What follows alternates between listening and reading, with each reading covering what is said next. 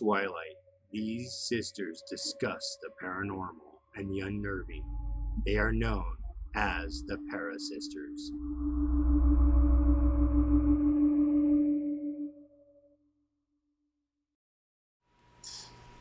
Hey y'all, what's up? I'm Rebecca. And I'm Tristan. And we are the ParaSisters. Now, I noticed, Tristan, that you say ParaSisters and I say the ParaSisters, so what are we exactly? Because I don't know. Well, I don't know. Because technically our brand is Occultus Service. That's true. That is our So, production company that's on all of our stuff. I want to get that trademarked because I love it so much and I don't want someone else to steal it. So I agree. I will sue So you. technically, I mean, under even our Facebook, even though it says Rebecca Tristan, it says Occultus Service. Yeah. That's our Twitter and that's our Instagram. So there's no the there. I don't know. So we could be ParaSisters or the ParaSisters. Yeah, because I think our Either way, YouTube. look us up. Yeah, no, I think our YouTube when you look us up on YouTube, we are the ParaSisters. So Right. just a little FYI there. I don't know why that was pertinent, but it was, and that's what we did. It Okay. was. So you have been racking your brain, I'm sure, to try to figure out what I'm about to talk about. I really actually have. I am so excited about this because I'm like, Yeah. what supernatural or paranormal event can she be talking about? Because I have no idea. At first, I honestly thought that I thought that you were going to talk for Battle for LA. That's what I thought that you were going to talk about. Interesting. So, Yeah, so I'm excited. yeah. So I'm going to say this first because what I'm going to talk about, first of all, I think there should be some kind of a disclaimer that some parts are extremely graphic and could be disturbing to people. So if you're sensitive to those types of things, you maybe don't want to listen to this at all. But I'd prefer if you did, and hopefully you have a strong stomach, I guess, would be Now I'm extremely my intrigued. warning. And then my second kind of little, I guess it's probably a warning because I am an American, as most people probably could tell. So I'm going to be pronouncing or trying to pronounce Russian names. And if anybody knows anything about Russian, it's very difficult to. I mean, they have so many vowels. I don't even know where to like. I don't know. So I've done my best. I have done a lot of pronunciation. So I've gone to like pronounceyourname.com and those types of things to try to make sure that I have these as close as possible because I don't want to butcher it. Because I will also say, Tristan, that I've read a lot about these people and I feel like I know them as people. So I'm just going to tell you right now that we are going to be talking about Dyatlov Pass. And I don't know if I don't know. I don't know. I'm super excited. I'm actually kind of excited that you haven't. You may have heard of it before, but it's the name. It's a Russian name, so it maybe doesn't sound familiar. But once I get into it, you might say, yeah, I've definitely heard of that before. So Okay. Dyatlov Pass, Dyatlov Pass, and you will see the spelling of that in the video when it's finished. So Dyatlov Pass. This is an expedition that had 10 people. So in early January 1959, a group of 10 vastly experienced hikers. I mean, these people were extremely experienced, and they were also ski instructors. They actually had a level, all 10 of them had a level 2 out of 3 in the Soviet Union, which 3 is the highest level you can be for a hiker. And so they had that, and when they were going to return from this expedition, they would have reached their level 3. So these 10 people, they received approval for a route into the Ural Mountains, which is kind of like, I'll probably try to throw up a map of Russia because it's like northwestern, kind of central though, Russia. And it's like right near Siberia. So it's really cold. It is snowy. Obviously, it's January, so it's cold, you know. So the group's destination was the Oroten Mountains. And the Oroten Mountain, apparently, this is a mountain in a range of mountains. So the group consisted of, and these are the names, and I'm so sorry to any Russians that may listen to this. I apologize deeply. Okay. Yuri Doroshenko, he was 21 years old. Ludmila Dubinina was 20 years old. Alexander Kolvatov was 24. Her name is Zinaida Kolmagrova was 22. Gregory, or Yuri as they called him, and his last name was Kirovanashenko, and he was 23. Rustim Solbodin was 23. Nikolai, and he's the only one that doesn't have a Russian last name, but his Nikolai Thibault Briole, which is Spanish. I don't know where they get that from. He was 23. Semyon Zolotaryov, he was the oldest at 38. Yuri Yudin, 21, and Igor Dyatlov, 23. And so Igor Dyatlov was the leader of the group, and that's why this kind of got the name of Dyatlov Pass. So, this is so sad. Like I said, I've read so much of this. So all 10 of these people kept diary entries, right? So, they started out in, I think, January 23rd or something like that on this trip north. And so they kept a diary, and I've read every single diary entry that they have made public, and I feel like I know all of these people, so it kind of makes it even more sad. But so January 25th, the 10 people arrive in Ivdel, and then they take by train. They arrive by train, and then they take a bus to a town called Vizay, and they stay the night there.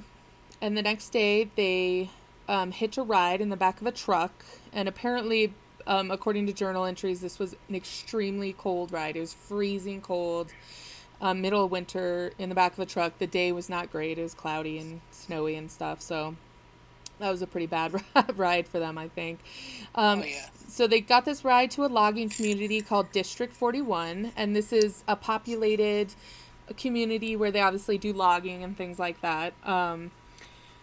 They stay the night there, and then from there they hire a horse-drawn sled to take them 24 kilometers to a camp. It's a mining settlement, and it's called North 2, and it's an abandoned settlement, but they stay the night there. And up to this point, Yuri Yudin had been having a lot of problems with his sciatic nerve. And they had been saying he'd been going back and forth whether he was going to leave the group or not. So when they reach the North 2 mining settlement, he does decide that he is going to go back with the sled. And this makes the group 9 at this point. So they leave the settlement. They don't get very far. They camp at the Lazva River. And the next day they make their way to the Ospia River, and they camp there actually twice along its banks. It's crazy because I've read journal entries of this river, and they're upset because they can't walk on the river because it's not completely frozen. So they have to go along the river, which was apparently an extremely hard trek. It was very, very difficult because there's no path. I'm assuming this is a pretty rural area, obviously. So once you live there, it's hella cold. Yeah, no, and I think in the summer it does get a little warmer, but yeah, I mean you're right by Siberia, so you're pretty far up north, right? So, So on the 31st of January, they try to ascend, and I'm not exactly sure what. Not being from Russia, I looked at a few maps, but this is still a little confusing to me. But they try to ascend the shortest way from the Ospia to the Lazva River, but they actually end up going back to the Ospia. I just think the weather and it was a really difficult trek, so they decided not to go that way. I don't know if they were trying to take a shortcut or what. And then so this gets a little I'm not sure if it I've read two different dates. So some say the 31st, that same day, January 31st. Some say the 1st of February.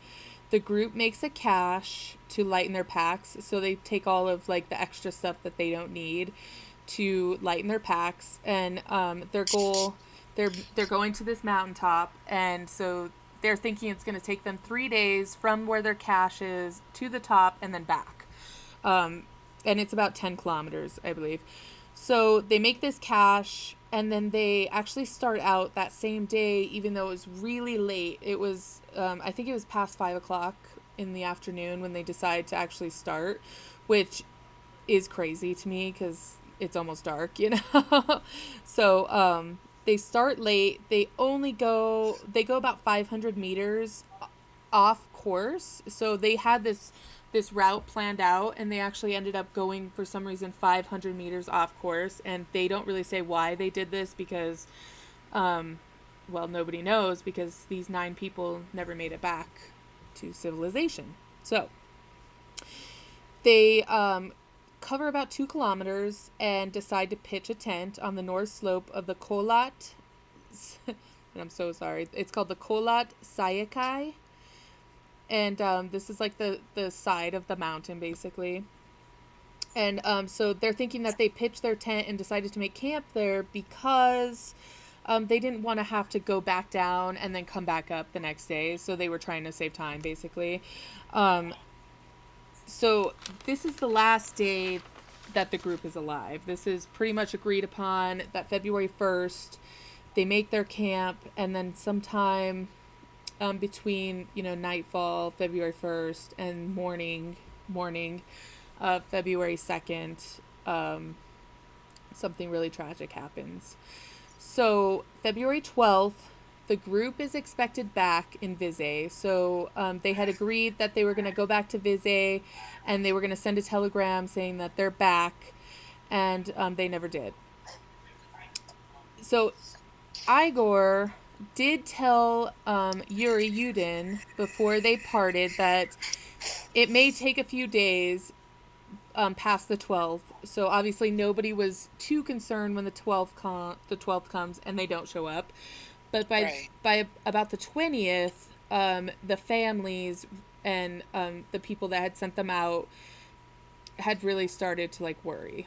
Where are these people, So the 21st, the search parties start. They actually, I don't know why they even waited that long, but so the 21st, the search parties start, and they don't find the tent, the campsite, until the 26th. Wow. Right, and so as soon as they find the tent, the investigation opens. The official investigation as to what happens to these kids opens. And so from the 26th to the 27th, they don't know what's going on. But the next day, the 27th, the bodies of Yuri, Zina, and Igor are found in the forest. And so the forest was, I don't know why they did what they did. And this is part of the mystery, okay? So they camp on the slope. They're about 1.5 kilometers from a forest, so trees, obviously, where it seems like it'd have a little more shelter than just on the side of a mountain, but... Right, right. Why wouldn't you camp in the trees? Right, exactly. So they find the 3 bodies of Yuri, Zina, and Igor. Both, there are 2 Yuris. I don't know if it'd be easier if I call one Gregory or the other...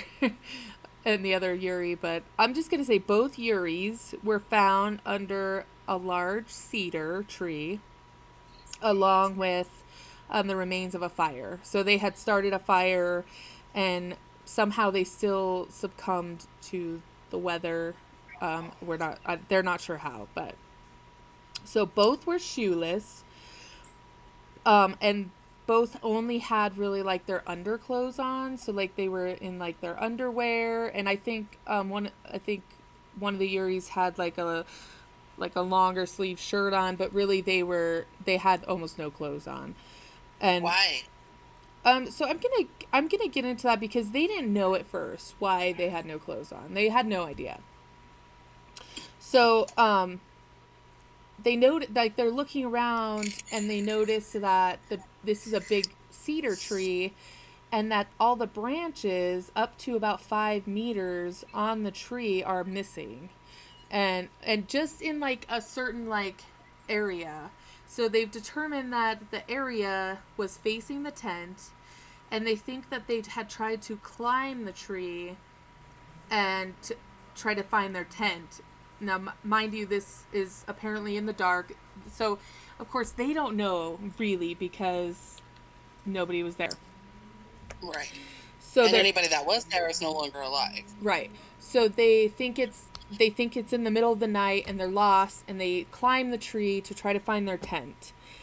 So all these branches are like broken off, but the weird part is that not all of the branches from the tree are readily found. They do know that they had a fire, and apparently it was a fairly large fire, but they don't think that they burned the tree limbs because they weren't good for burning, apparently. I don't know much about... They're green. Yeah, exactly. So both of the Yuris had injuries to their hands that it's pretty conclusive from trying to climb the trees. They were all tore up from the branches. Okay. So Igor, or Igor, I'm not sure how they pronounce it, but I'm going to say Igor. Igor, was found 300 meters away from the tree. Xena was found 630 meters away from the tree. And then 6 days later, on March 5th, they find Rustum 480 meters from the tree. So they all were fairly close to the tree. And the last 3 that they found who were not under the tree, they think that they were trying to go back to the tent and just couldn't make it because of the difficulty of the terrain and the deep snow. And even though they all had, the rest of the 3 had clothes on, they were still vastly underdressed for the weather. And I'm going to get into that too a little bit. So, and I guess it's important to note that, and this is crazy because the rest of the group, which you haven't heard me mention yet, the other 4 people of the group were found on May 5th. So they weren't found until 2 months later because of the snow. And so they were found on May 5th, and they were only 75 meters into the woods in a ravine, and so they were 75 meters away from the tree that the rest of their comrades, and I'm going to say that word because they were communists at the time, so the rest of their comrades were only 75 meters away from them. That's crazy. It is crazy. So all this sounds like it's a tragic accident, right? Right. So you think. That's what I would think. Yeah. Although the clothes thing is kind of weird to me because their experience, they live in Russia, they know Totally. Yeah. what it's going to be, like the temperature wise, especially in the wintertime. And they're experienced at this. Yeah. Like they're not leaving anywhere without their clothes. Yes. So this is where I break it down because I don't know. There's just so many things. Like the Russian government, I think, wanted this to be over really quickly. So I don't think that they, I don't know. I've read some stuff where it seems like they kind of say things that maybe weren't 100% the truth. But so I'm going to break it down into segments here. So we're going to start with the tent. The tent was the first thing found. It was badly damaged. It was half torn down, and this is like an old canvas, like army tent looking, and it was a tent for 9 people. So it was a big tent, and it was made out of like green canvas, but it was half torn down, and it had snow covering like the top of it where it had been torn down. So yeah, the tent was half down. They look inside the tent, and it has all the belongings of the people in the group, the 9 people, and including their shoes. So all of their stuff was left behind. I don't know. So they did find that it was cut from the inside. How can they tell if it's cut from the inside or the outside? So I'm not really sure. I don't know. I mean, I'm just saying that the the investigators say it was cut from the inside, so I don't know if they can, like, if when they piece it back together they can tell that it's like out. Oh, I don't know. But they claim it was cut from the inside. Okay. And the occupants had fled in varying states of undress, obviously. So the footprints that they could see in the snow told the investigators basically that some were barefoot, some had socks on, and one was actually only wearing a single shoe. So the tracks... I don't think that. No, it's weird. It's so weird. So the tracks from the tent lead downhill towards the woods, which is the opposite side of the pass from where they're at, which, like I said, was about 1.5 kilometers northeast from where they are. About 500 meters from the tent, the tracks are covered in snow. So I think that's why it took them just a day, like a whole day, to find even the first 2 bodies.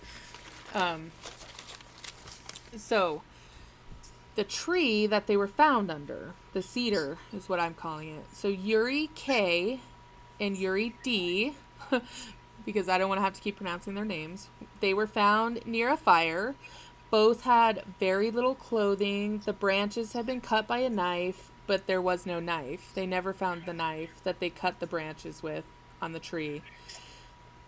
Right, so that's where it also gets a little muddled because, like I said before, they think they were trying to climb the tree and some of the branches had broken off, but kind of higher up, there was evidence that the branches were actually cut instead of broken. But, like I said, they don't know where the knife is, so...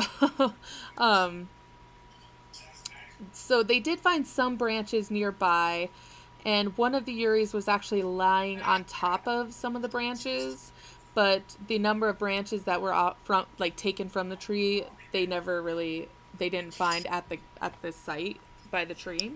So now I'm gonna go one by one, and I'm gonna start with Yuri Doroshenko. So he was in a sleeveless undershirt, a short sleeve shirt, shorts, swimming trunk, and underpants. He had no shoes, and he was wearing different, unmatching wool socks. And the left sock was burned. It had, a big burn in the sock. And, the hair on the right side of his face was burned also. So he had bruises and abrasions all over his body and frostbite. And so, I will say that they think the 5 that were found closest to the tree all died of hypothermia. So, not too surprising if they couldn't make it back to the tent, So, Yuri K, he had similar dress and similar injuries, although he had a bite on his right hand like this, and the tissue was actually in his mouth. So he bit himself? Right, so he bit his own hand, and they don't know if it was to try to keep himself awake because he was suffering from hypothermia at this point. So he was cold, and he was probably sleepy from being cold, or if it was to stop himself from crying out, or they don't know again. I just have one question, why do they even have shorts and short sleeve shirts with them? That's what I want to know, because I'm they're in Siberia. Yeah, no, it's freezing cold. The only thing I will say is we're not used to Russia weather, so maybe they, Right. I don't know, maybe they, so apparently they had a like a stove that they had in the tent with them, and Oh, okay. I think when this stove is lit, it's fairly warm inside the tent, and I think that that might account for some of the clothes. I don't know, but so Igor had, again, similar injuries. He was slightly better dressed, but he still had no shoes. Zena, who was, they out of the five, she was the best dressed. She had several sweaters, pants, and underclothes. And then she also had 3 pairs of socks, but again, no shoes.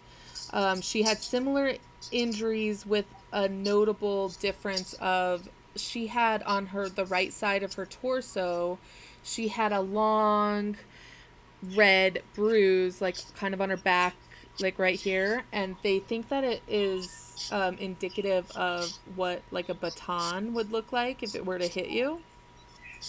Okay. So that was Xena, and then Rustum, he he was also better dressed. So he had 4 pairs of socks, 1 boot, which is really weird. Nobody knows why he only had 1 boot. Most of his injuries were similar, except he had bruised knuckles that would be consistent with a fight, like a fist fight. And then he also had a fractured skull that was fractured so badly that it would have caused severe impairment. He would have been confused and maybe have lost consciousness right after he got the injury. But I think he would have lived, possibly. He also died of hypothermia, so I don't know if that contributed. But what they did find under Rustum was a layer of ice.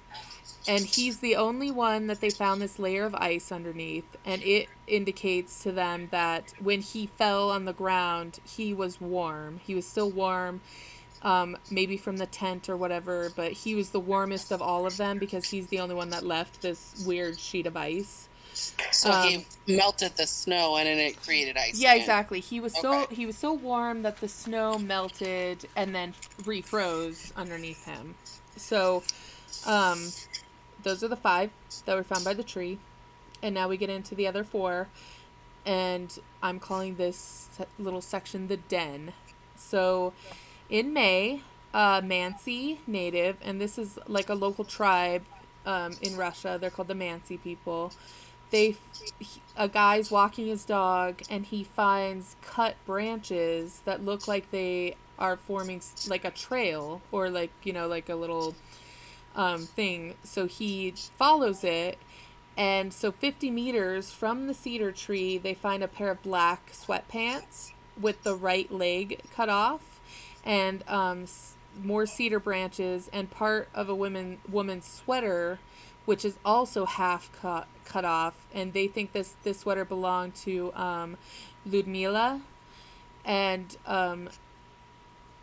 I think we find out what happens to the other part of the sweater here in a minute, but so May 5th, the den is found, and the den is it's kind of like built down like a little embankment, and they think that they chose it for a natural like windbreak because it was very, very windy where they decided to camp. Of course, you're on a mountaintop and you're almost above tree line, so it was windy, and they were trying to get out of the cold. And then they had a bed of cedar branches, which, of course, I have to wonder if that's where the cedar branches went when they came off the main tree, which is only 50 meters away. So they had the cedar branches on the ground, and then clothes that were taken from the bodies near the cedar tree. So the 2 Yuris were actually better dressed than the way that they were found, and actually they had some blood pooling that was different from the way that their bodies were found. So obviously the bodies were moved after they had died and the blood stopped circulating. So they think that Oh, so these people survived longer than the other ones. Exactly. So they scavenged the clothes off of the two Yuris after they had died, and it's weird because they don't actually wear the clothes for the most part. They use the clothes on the den over the cedar branches that are laying on the ground. What's even more weird is that so they were radioactive, and some garments that she was wearing were also burned. And then half of a sweater, I'm assuming the same sweater that she had cut in half, was wrapped around her left foot. And so they think maybe she dropped the other half or she discarded it. She didn't think she needed it for whatever reason. I don't know. How weird. Dude, this whole story is so weird to me. Like, it seems like it's gonna make sense, and then you hear things, and then you start thinking, and you're like, well, that doesn't make sense. Why'd they do that? You know, it's just so weird. So, do they have an idea how long these people survived after the ones by the cedar tree died? So, from what I read, the autopsy reports say that most of them lasted from, I think it was 6 to 8 hours after their last meal is when they died. So, of course, nobody knows when they had their last meal, so you can't pinpoint like how long one person lived longer than the other person, especially like in the cold.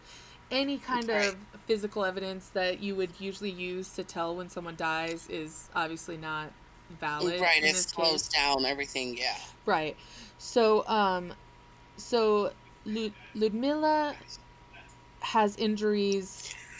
Like I said, this is where it kind of becomes kind of graphic, but her injuries are some of the most substantial soft tissue injuries because the soft tissue around her eyes and her eyebrows is missing, and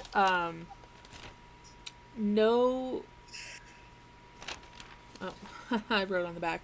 Her nose and her cheekbone, like the flesh of her nose and then her cheek are missing, and her cheekbone is exposed.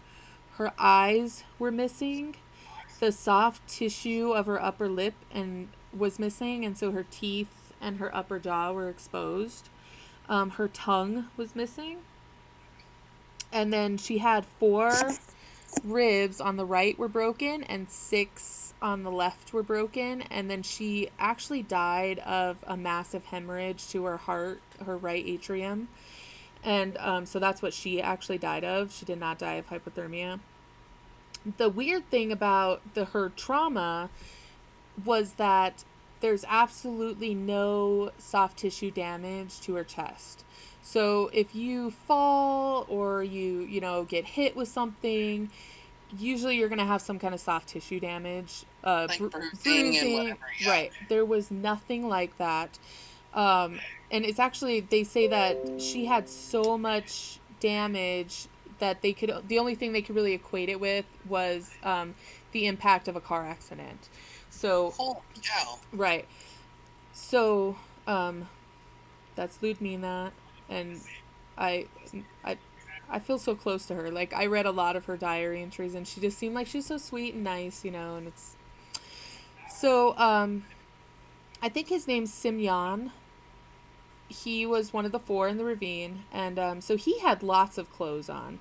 He had shirt, sweater, coat, 2 pairs of pants, ski pants, socks, and then he also had a pair of handmade leather shoes, which were better than nothing, but not enough to really keep you from freezing, basically. Right. So his injuries were, his eyes were also missing. He was missing soft tissue on his left eyebrow, which was exposed, and then he had an open wound on the right side of his head, and it was so deep that his skull was exposed. He also had similar rib cage damage as Ludmila, and one of the weirdest parts of all, had a camera around his neck. So Yuri Yudin, he's the only survivor of the 10 because he turned back, of course. He says that the group only had 4 cameras that he knew about. Well, this camera around Semyon's neck is the 5th camera, and they don't know where this camera came from. The film was obviously he was in the water, so his film was ruined. They have no idea what was on the film at all. It's just weird that they had no idea about this camera. Like, this was like a mystery camera, and I'm sad that there was no film from it, but Me too, because I want to know what the hell happened. yeah, no, totally, right? What's going on here? So Alexander, he was like the 3rd in the ravine. He had no shoes. He had socks, a ski jacket that had a burn hole, and his clothes also tested for radioactivity. So his injuries were soft tissue around the eyes and eyebrows were missing, his skull exposed, open wounds, and he had what the doctor called a deformed neck, which really, after looking around, I found that his neck was broken. Okay. Right. And so, what did he die of? I don't know. I think they classified it as hypothermia. So Nicola. Oh, his neck's broken. That doesn't even matter. I mean, he just died of hypothermia. Yeah, exactly. So, yeah. So Nicola, he was also well dressed. So all 4 of these people were fairly well dressed. They should have been able, I think, to survive for a period of time because they had more clothes. They were they had their den that they had built. But Nicola was so well dressed that it is they kind of have this theory that he had left the tent before the other occupants had cut the tent open and left. So he he has sweaters, shirts, hat, gloves, shoes, and a jacket. So he was definitely better prepared. Right. So his injuries were bruises, multiple fractures to the temporal bone, and the extension to the frontal sphenoid bones, which I'm not sure exactly what those are because I'm not a doctor, but the weird part is that the autopsy was able to exclude an accidental fall as the cause of these injuries. So they are saying that he did not get these injuries from falling. And of course, he had no soft tissue damage either. How weird. Other than but you hit your head, something, usually you're going to have some kind of, but nothing. It was only a fracture in his skull. Super weird. So he had no bruising, no nothing to go along with this fractured skull. Right. That is freaking weird. Right. And so it's just like Ludmilla and Igor, sorry, not Igor, Rustam, how they had the fractures of their ribs, but nothing external to show what made these weird fractures, right? So there are odd occurrences that happen in the area that they're at, and so one of them is light effects. So these are like balls of light that they claim, like not just like 1 or 2 people, several people claim that like you can see balls of light in the air, and they in fact say it's so prevalent that it's akin to Florida having hurricanes. You know what I mean? Like, there's so many. Here, I'm gonna pause 1 second. Okay. So yeah, the lights are seen by several people all the time, apparently. Like, I don't know if they're more like certain times a year or what, but so the other odd things, aside from like the extra camera that they found, there was a flashlight that was left on top of the tent, and they kind of think that it was put there to help them get back to their tent once whatever danger they thought was out there was gone. So Alexander kept a knife. This was a knife that was a present from his sister, and he kept it in a sheath, and the sheath was on his belt. And so it was always on his belt. Like everywhere he went, people would know that he has his knife in his sheath on his belt. The weird thing is that the knife itself was found inside of the tent, and the sheath was off of the belt outside of the tent. And they aren't really sure why the knife would be left in and the sheath would be out. Especially since... Was he wearing his belt? They don't say if they were wearing anything like that. You know, they kind of give a rundown of the clothes that they were wearing. Just in general, they don't go into like, which is weird because they actually do describe things that they find in their pockets, such as like rubles and somebody had like a newspaper clippings or something. I don't know, but they never say if he has his belt or not. That's odd. It is odd. So Igor, his jacket is found outside of the tent with a knife in the pocket, and no explanation as to why. He obviously either left the tent with his jacket and left it outside, or there's really no explanation why he would have exited his tent. The jacket would also be on the outside of the tent, but he was not wearing his jacket. So there were no indication of any other people nearby. At first, the investigators thought that maybe the Mansi people had come and killed these people. Like that was their first. Right. That was like their first thought. I'm not sure why, but that's what they thought at first. But there were no other footprints other than the 9 people that were in the tent, and their footprints show that they left the tent and they started to descend the mountain, but all 9 of them left on their own volition, and actually all of the footprints, they can tell that they walked at a normal, calm pace down the hill. They didn't run. They didn't... With nothing on? Yeah, so they all left the tent without shoes for the most part, and severely underdressed, and they were calm. They weren't freaking out. They weren't, like, I don't know. That's just what they did. So the end results of all of this investigation was...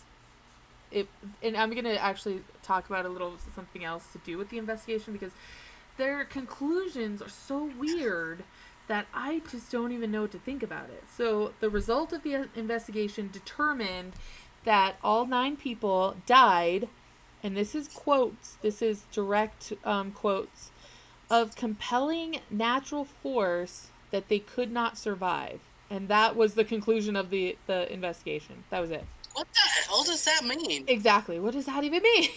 Like, what is going on?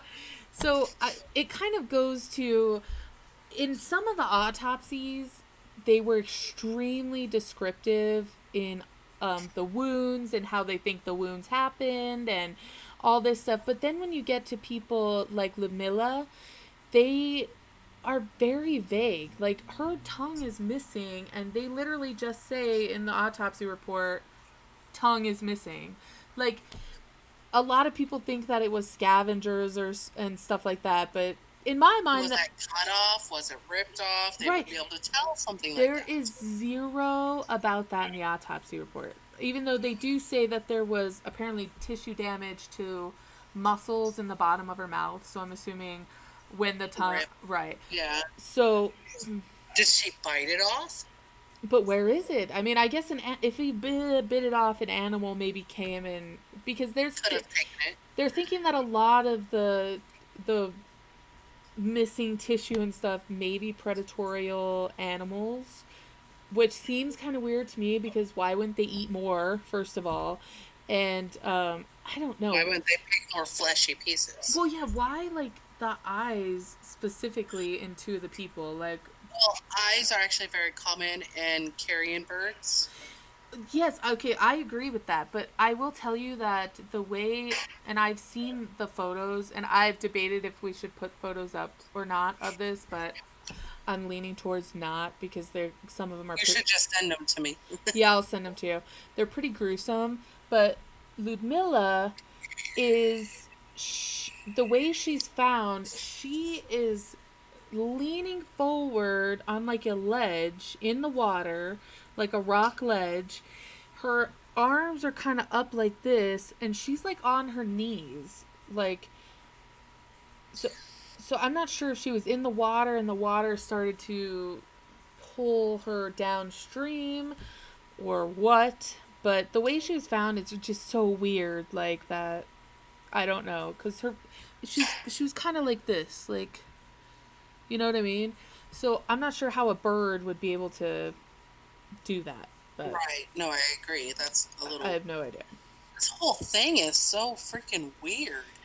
So, like I read this, I've actually heard of this story like years ago, and I was really interested in it, but I never really did any more research. But like when I decided that this is what I was gonna do, I started reading everything, and there are just so many things that are just so like they're weird. Like it it just like for example, if you are better dressed, you know that at least two people of your party have died. Why don't you try to make it back to your tent at some point? You know what I mean? Like, Right. Right. And by all accounts, they weren't even very far from it. no, they were a kilometer and a half away. Like I, that is literally like less than a mile. That's like a mile. right. And here's my thing, too. If they calmly walked away from the tent, Mm-hmm. why is it cut open? Yeah. Why is it in disarray? I don't understand. So they do have some theories about what happened. Oh, sorry, wrong computer. I'm like scrolling. So I'm gonna read some theories because one of their very first theories was an avalanche. So they thought they heard an avalanche or there was an actual avalanche that came, and so they call it a slab avalanche, and that's when like a literal like sheet of snow, which is hard on the top and soft on the bottom, can come down the hill, and they think that that came. Well, they don't think that because they don't say what they think really, but it may have come and grazed like the side of their tent, making it collapse, and covered the entrance of their tent. So they had to cut their way out. So that's one theory. Another theory is, sorry, my computer's being a dick. Okay. Another theory is something called a katabatic wind, and I'm not exactly sure what this is, but in 2019, a Swedish-Russian expedition was made to the site, and after investigations, they proposed that a violent katabatic wind is likely the explanation for the incident. And so that is a drainage wind, or a wind that carries high density air from a higher elevation down a slope under the force of gravity. So I don't even know, like they're saying that this huge wind rushes down the mountain at hurricane force speeds, yet they had time to cut open their tent and walk calmly away. I don't think that's what happened personally. Like, I don't think either of those theories are very good theories because if there was an avalanche, yeah, there was a right, and they couldn't get out of the tent, they still would have taken the time to put on their damn shoes. yeah. Yeah, I mean if you already know that your tent is, you know, Surrounded by snow. right, messed up. Right, it was just I don't even know.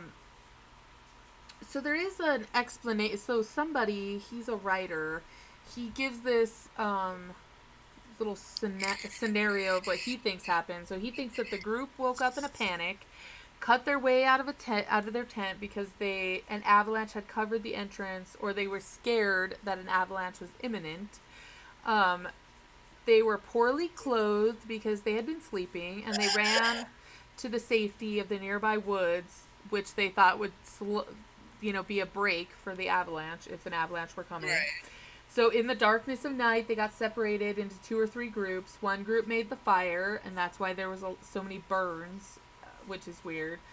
Why would you be burned up? Like, people make fires all the time, and usually you don't get burned. But I mean, maybe if you're desperately trying to make a fire, you're gonna have burns. I don't know. Or accelerant was used, but in this case, it doesn't seem like they had an accelerant because they didn't even have any damn shoes on. Exactly. They had nothing. I'm not even sure. Right. Somebody had matches in their pocket, but they were, of course, when they were found, they were wet. So, Yeah. I don't know. So that they're saying that they couldn't locate their tent in the dark because it was too cold and it was dark, and they succumbed to the elements basically. I'm calling bullshit on that. Yeah, I agree with that. Like, It's really weird. It's really weird. It seems so weird. So I will also say that the evidence contradicting an avalanche are these. So the location of the incident had no obvious signs of an avalanche. An avalanche would have left certain patterns and debris.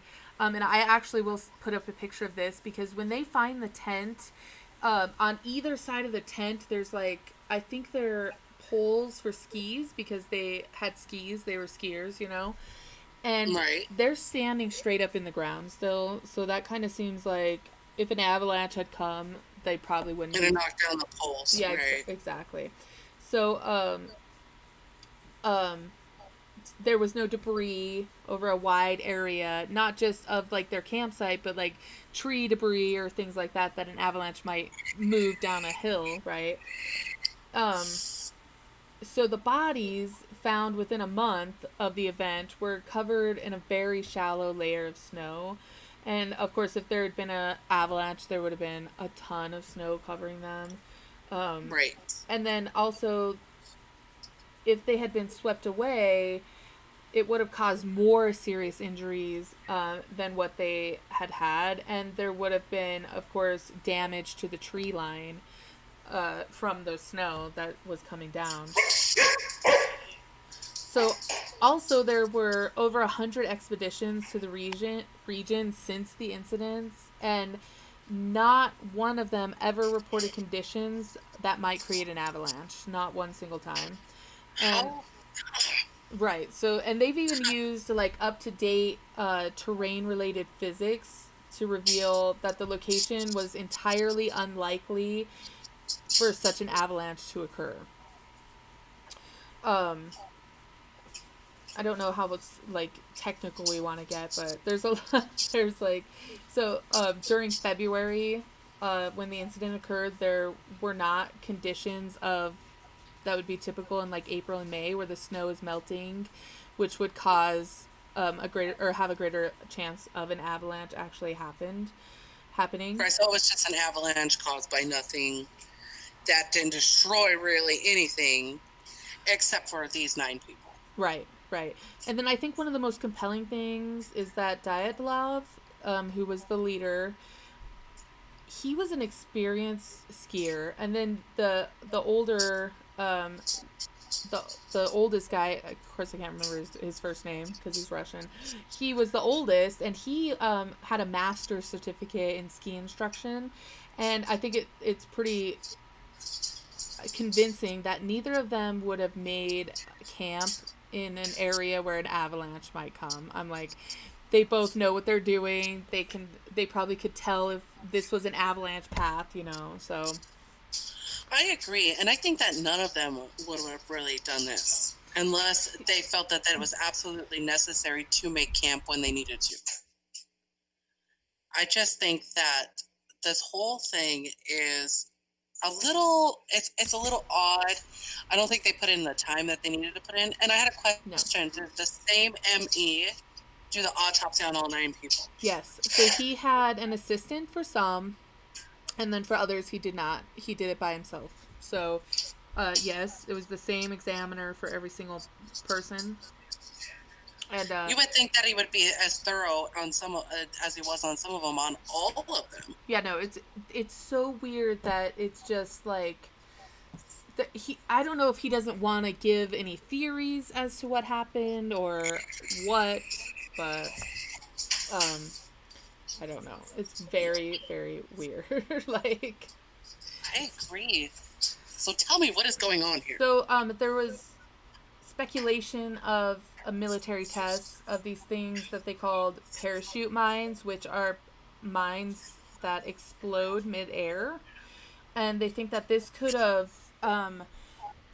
been a semi-explanation for some of the injuries that were internal but not externals. But so they're saying like the concussion of the mine would have possibly done the damage to some of the people that they had.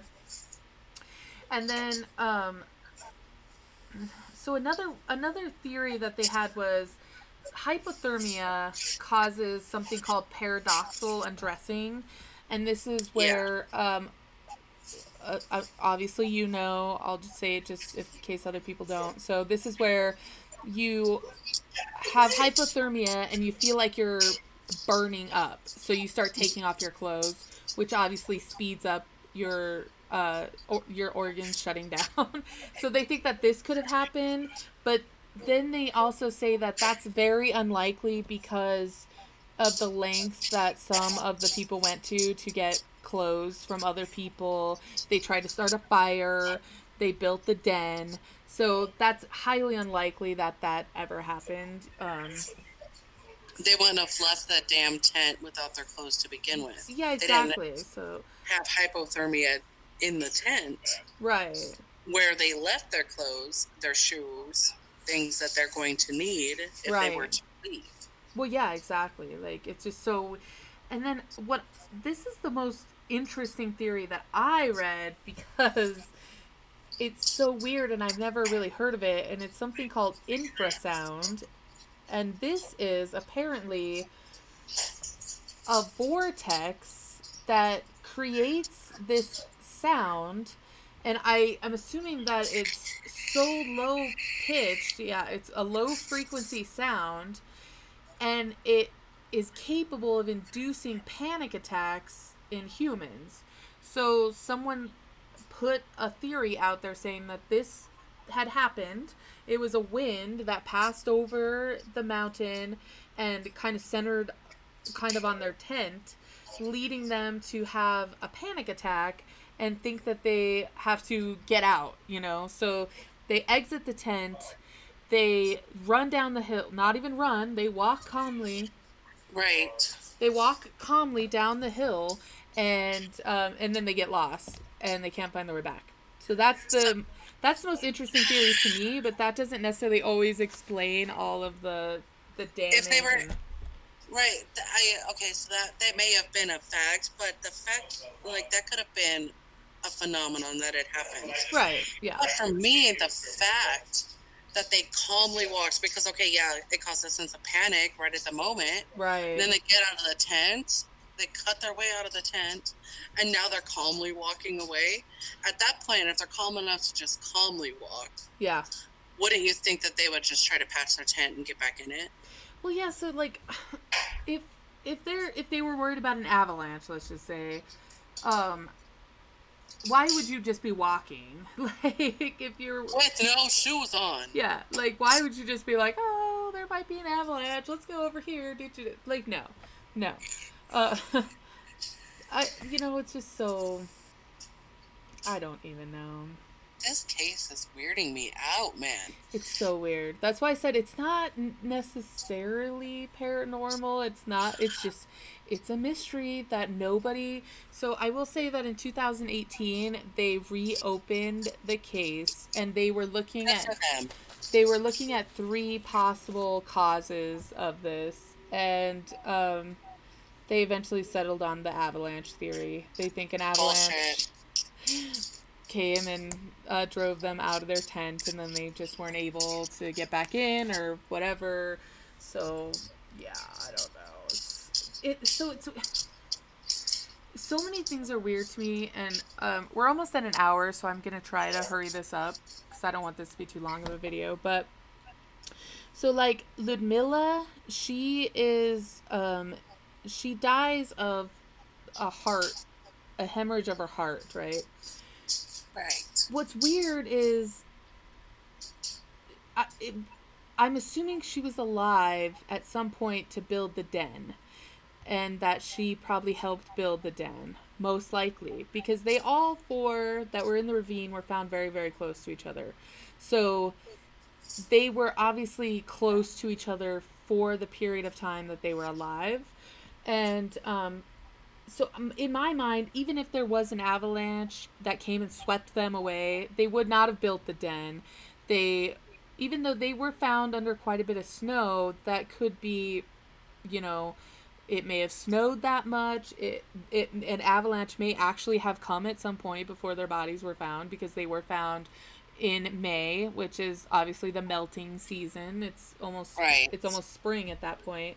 So that's a possibility, but I don't think that they were swept away by an avalanche and then built their den. They would have probably been dead at that point. So I don't know. And here's something that even doesn't lend credence to that theory to begin with, because if they have the injury, like they have these injuries, the one girl has the 4 broken and the 6 broken ribs. That's 10 broken ribs. Yeah. You know how extremely painful it would be to even breathe at that point? Yeah, no. You are not going to be building anything. No, and it's actually extremely sad, because they estimate that she could have been alive for 10 to 15 minutes after she sustained this injury of her heart.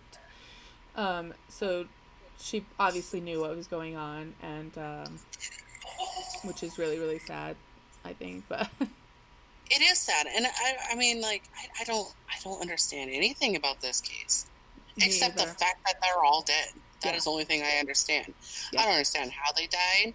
I don't understand why they were in the places that they were at. My biggest thing is, why didn't they have any damn shoes on? Yeah. What caused them to leave their tent in a panic, but then calmly walk away from it to another location with no freaking shoes? Like, right. I've played this, like, I've literally, my mind is full to bursting of facts from this case. And I've literally thought of, like, every scenario where if it was me, I'm in a tent, let's say I think an avalanche is coming, I have a knife, I'm cutting the tent, well, I'm grabbing my shoes and maybe even a coat. Like, yeah, I'm doing both. So I'm not sure what... Because, okay, so by all accounts, these are very experienced people. Yeah. Right? They're all extremely experienced. Yes. Right. So... they would know what to do in an emergency situation. Right. Yeah. If they believe an avalanche is coming, they're going to know what to do, because they're going to now know that if they have to leave their shelter because an avalanche is traveling down the mountain toward their shelter, that they are going to have to be able to survive now in the wilderness. Mm-hmm. And I don't know, negative 30 degree weather, negative 40 degree weather. So it was, I think that night it was like negative 25 degrees centigrade. So it was very, very cold. It was freezing cold. Right. Mm-hmm. So they know that to be able to walk away calmly from their tent, I think that they would have had time to prepare themselves, especially as experienced people. Mm-hmm. When it comes to this kind of weather conditions. You know what I mean? I would think that they would have time to prepare themselves. There is something weird going on, and I really don't like any of the damn explanations that they've given us. That's because they're not good. They're not good. Right, because they don't explain anything. No, they explain absolutely nothing. I mean, there's so many, like, I would even call them conspiracy theories, because some people are convinced that it was the Mansi tribe, and some people are convinced that it was military, and then some people are convinced that it was, I don't know, people that broke out of jail, which is weird, because I've not read anything other than maybe it was these outlaws that came across their, I don't know, it was just so weird. But then they calmly walk away? Yeah. Like, yeah. So it's like, I don't know. But then, some that gets me so much, because you're not going to calmly walk away from any kind of dangerous situation. Yeah, so, like, the only thing that, like, I've been thinking of is, what if there was some kind of a internal disagreement, and one of the better dressed people, because there were several that had quite a bit of clothing on, what if one of them I don't know, lost their mind or something, and kind of like flipped out and decided that they were gonna get rid of all these other. I don't know, like it. I I've literally racked my brain trying to think of why they did what they did, why they didn't try to figure something else out after they were out in the wilderness. Like, I don't know. It's so strange.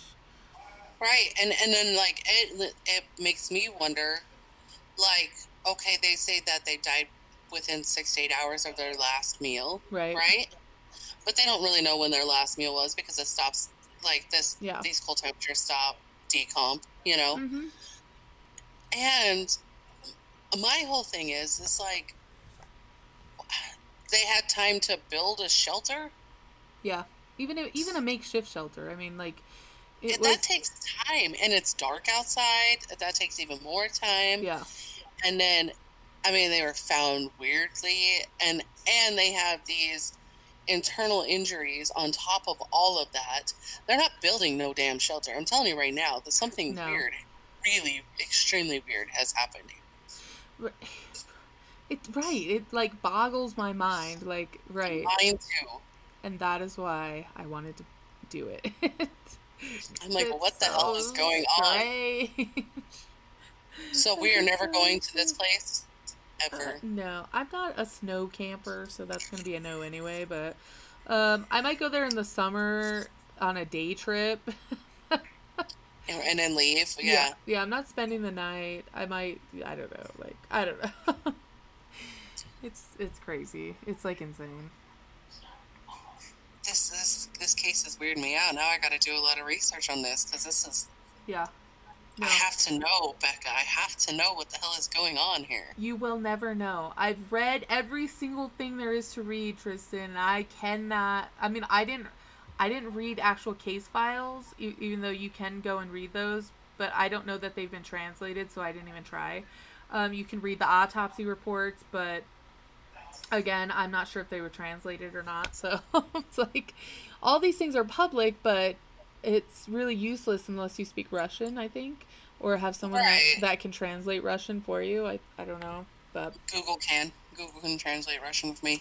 But that's true. That might be some translating though. That's gonna take some time. I am so blown away by this case. I freaking love it, but it's like blowing me away because I'm like, It's kind of like.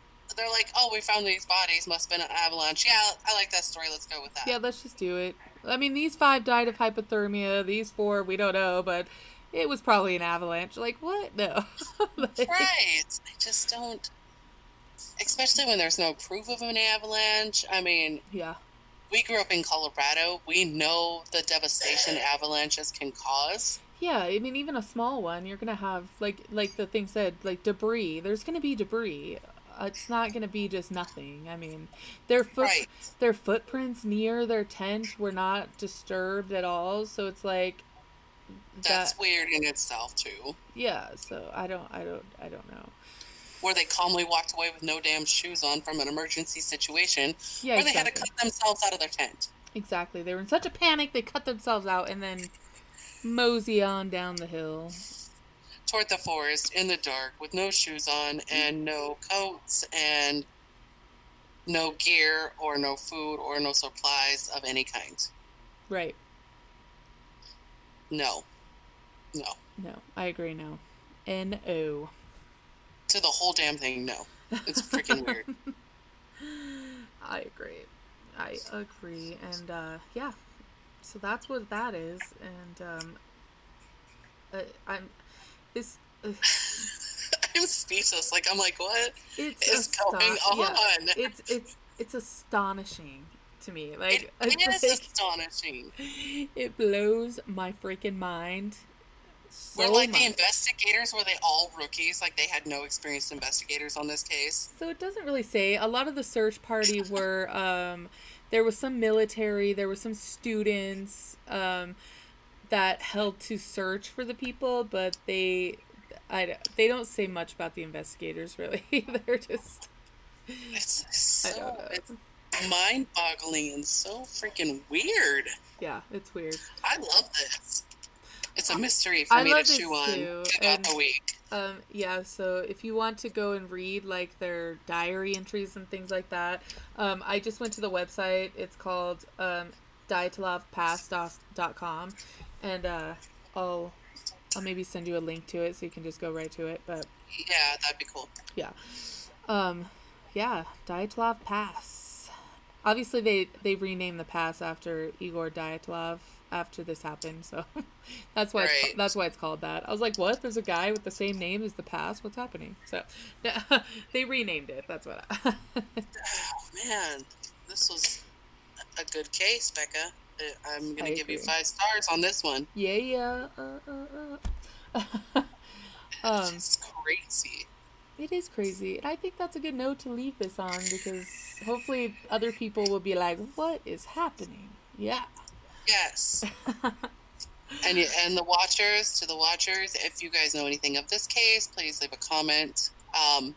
Any theories? Let us know what your theory is. Yeah. Totally. Because I'm going to do some research. I'm going to come up with my own damn theory, and I bet it's going to be better than whatever the hell they got going on.